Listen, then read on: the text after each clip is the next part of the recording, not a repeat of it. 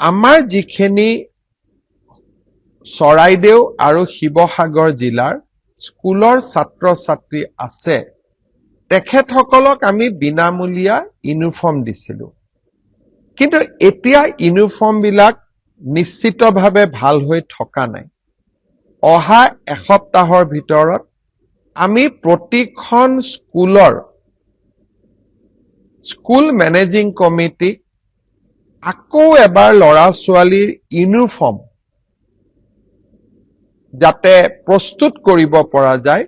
তাৰ বাবে আমি ইউনিফৰ্মৰ টকা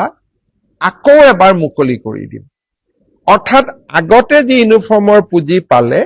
এতিয়া সিমান ইকুৱেল পুঁজি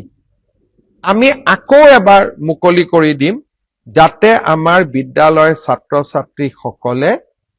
ইউনিফৰ্ম জোৰ স্কুলত পিন্ধি যাব পাৰে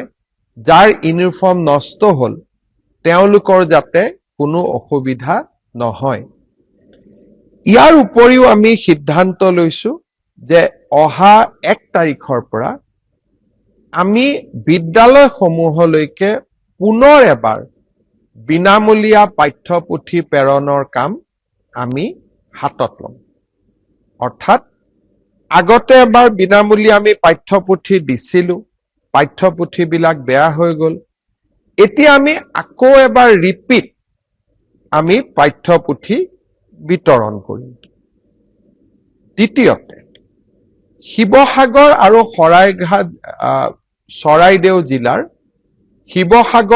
চৰাইদেউ জিলাৰ হায়াৰ সেকেন্ডাৰী